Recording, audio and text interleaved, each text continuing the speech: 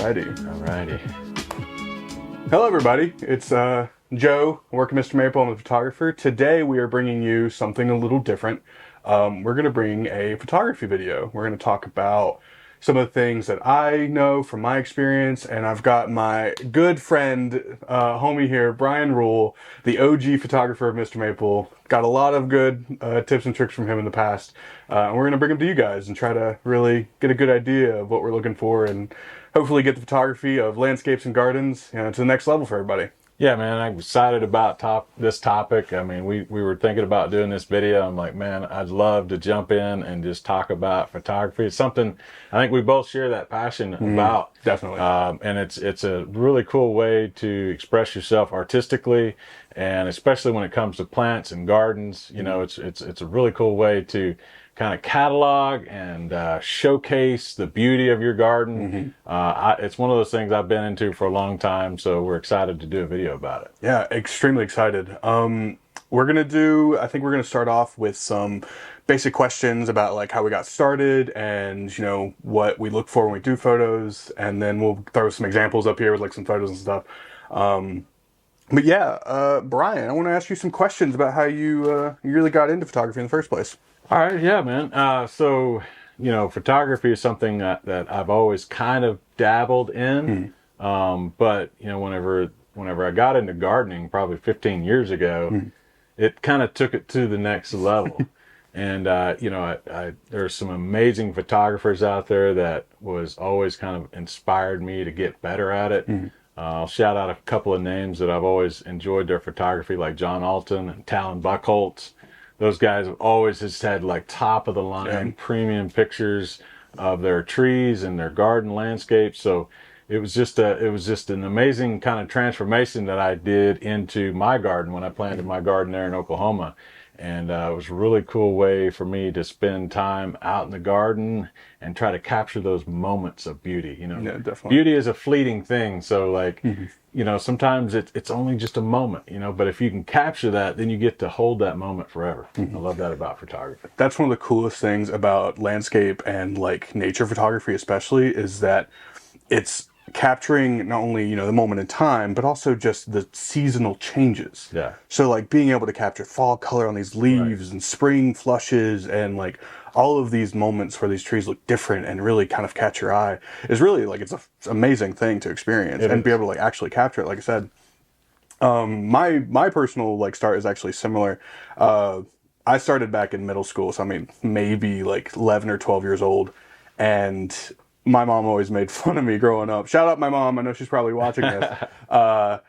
I took pictures of trees. I started out, I went into the woods behind my parents' house. I had a little camera. It was a tiny little like disposable.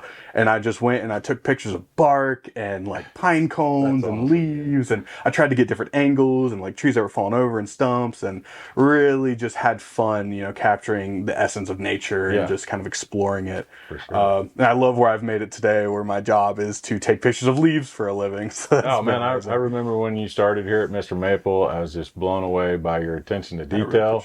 And just having Joe helping me with the photography side out here was like a huge bonus, because there's so much to capture, especially on the farm when you're talking about all the different cultivars that we have and the different ways that we're trying to capture the beauty of these plants to showcase to you guys, so that when you see that picture, you're like, man, I gotta have that. You know what I mean? Like, we're trying to present the tree in its best characteristics in a way that really appeals to you guys as collectors and customers, and just different ways that we can enhance our product through photography. I think is a big step. Yeah, it's huge.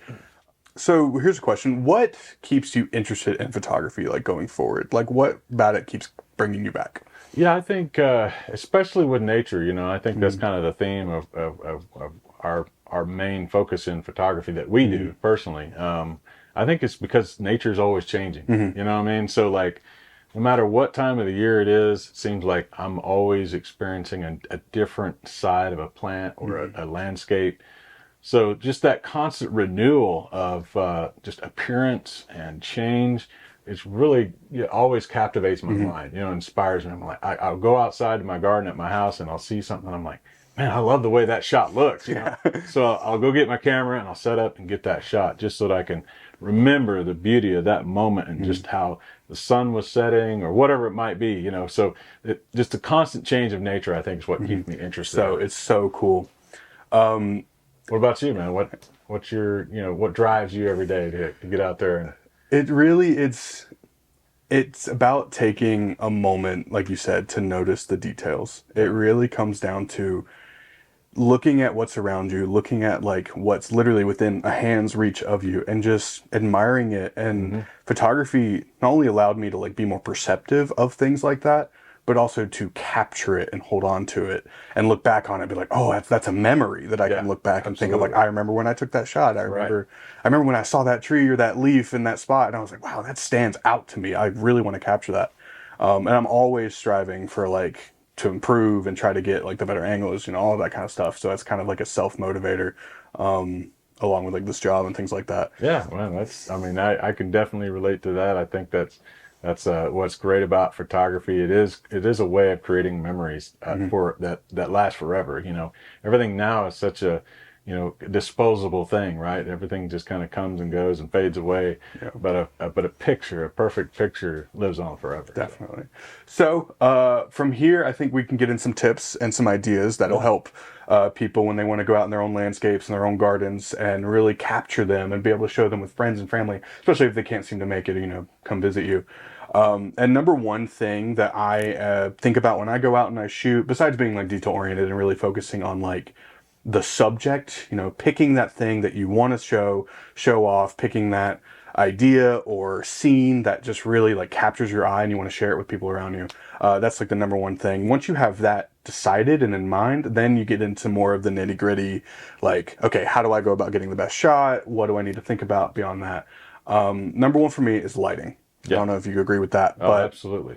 Making sure that your subject, your leaf, your tree, your garden in general has good lighting that exposes all of those beautiful colors, those textures, all of those things that really make a photo and a garden pop out to you and the viewer. Some things that I keep in mind when I go out and I shoot is the position of the sun. Yeah. We are lucky in the sense that we work a lot in the greenhouses. Right. And so with the white poly, it kind of diffuses the sunlight and kind of bounces the light around. And it allows to kind of get multiple angles and not have to worry about it as so much because everything's kind of lit really nicely.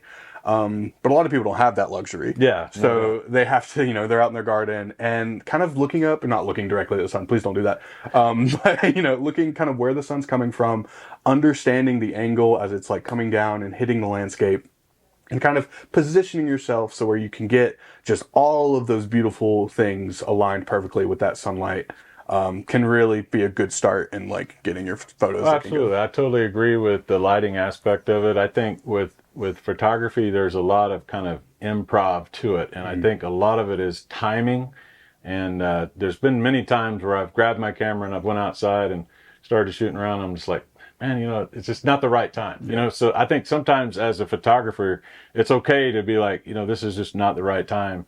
The lighting is just not right here. I can't capture what I'm trying to showcase on this particular tree or this landscape area because the lighting's just not that, you know, in that perfect position. Now, obviously, you know, sometimes you have to work within what you're given. But and that goes into kind of a deeper side of, you know, just learning the equipment that you're using and things like that to kind of make those adjustments. But I do think that you can use your timing as a tool to find just that perfect lighting out in your garden and landscape. Now, you mentioned our equipment. Obviously, most people, like, we all have our phones. And camera phones nowadays are excellent. Like quality, the automatic lighting settings, everything. It really can compete almost with, you know, DSLRs and like larger normal cameras. And so all of these tips and all these ideas can be fully implemented if you use your phone. Photography is not only limited to having a big camera. You do not have to be, you know, like state-of-the-art, full, expensive camera to be able to take good photos. So don't ever feel like hesitant to start. Phone is fine. One other thing, composition. Composition. That's a huge one too. So some things when I first started, I had to learn this. This was something that I really had to understand besides lighting. was understanding, you got your subject, you've got your main focus of your photo, but understanding how to properly position that and put that in a spot that's appealing to the eye. Yeah. I don't know if rule of thirds is a huge one for people. It's imagining a grid, and we'll try to throw some photos or something up here to give an example. Imagining like a grid of your screen or your camera divided into thirds. Right. So there's, lines segmenting each section, kind of like a tic-tac-toe grid. And putting a subject in those lines and intersections kind of appeals to the eye and kind of makes it feel more like there's some depth to the scene and kind of allows our eye to travel. You've got this spot, but like, look at the background. Right. It's a good starting point. My professors in college always told me, they were like, once you understand the rules, you can break them. Right. Yeah. You're not limited to the rules. You're not limited to them. There are guidelines to kind of give you a good start. And then once you understand them, you can have as much fun as you want. I absolutely love that concept because I think, like you said, composition and framing of your subject, whatever it is you're trying to capture, is really crucial. And, when I first started working in photography here at the farm, I had to kind of adapt to a new structure in the greenhouse format because that's where most of the plants were. So it wasn't out in a landscape or something like that. So I had to learn how to kind of, I would even pick up a plant and move it kind of around to find just a proper spot for it to sit so I'd have the right background and just kind of trying to figure out how to frame that particular picture so that I could showcase all the characteristics that you want to see in the picture, but also provide an interesting background to kind of play off the contrast and texture. Definitely, yeah, 100%. Something I love about your photography that I try to emulate in some ways when I'm contributing is your ability to capture contrast. Yeah. I know you're amazing at it in your landscape. You know that kind of thing off the top of your head. And I'm new to Japanese maples. I've only worked for MrMaple for about a year now, almost a year exactly. So I'm still learning all these gardening and like all these things like that, and I'm loving the ride doing it. But when you go out and you're like landscaping, what are your ideal contrasts with your photography? Like, what are you looking for? What are you really thinking about when you're like sitting there getting your shot? Trying to get that shot. Yeah. I mean, there's so much that goes into it, and that's a great question because I think every landscape kind of it has different things that you're trying to play off of. And I think the biggest thing for me is to create space within the picture, but also a focus. You know what I'm saying? So it's like you're trying to provide two different things, which is you're creating this world within the shot, but you're also focusing in on something very small. And that's kind of the way I see it whenever I'm thinking about photography, is to create this big space, but then have that focus item in the middle, just kind of playing off of everything around it. So I love that concept of like diving in, almost creating this world of like, this photo, this picture of like, if you could just, see every detail and just kind of be there, it's like the ultimate epitome of like a photo, if it can take you somewhere else. Well, I tell you what, man. So since you came to MrMaple, I've been impressed with your photography skills. I appreciate that. I mean, this guy does so much for the farm here. I mean, he got into, like the lighting effects and things like that I think is just really valuable in just that development of continuing to get better in photography. He brings so much to the table, and when we got into the merchandising, with the merchandise, like he took that on and just really, really, kind of created this dynamic way to capture all of these different images with our merchandise, and then that translated so well into the trees. And I knew whenever I was leaving MrMaple, I was like, I know I'm leaving this in good hands because Joe's got an eye for it. And it really does take some time, like you said, to learn the plants, because when you're out in your garden and landscape and you're trying to take that picture, it's important to understand the characteristics of the plant and what it is that you're trying to capture. But then also, like you said, once you kind of know the rules, then you can kind of break it, because if your plant does something that's out of the ordinary, you want to capture that moment. And so, don't be afraid to just kind of learn the basics and then just break outside of that box and just explore how you can create and design with your photography. Yeah. I mean, as any art form, photography is always up to interpretation. Some people love something, some people hate it. But yeah, Bryan, I think we've come down to a good spot. Yeah, I do too. Thank you guys. We if you guys like this kind of content, if you want to see more, you know, me and Bryan always love talking about this kind of stuff. For sure. Leave a comment down below.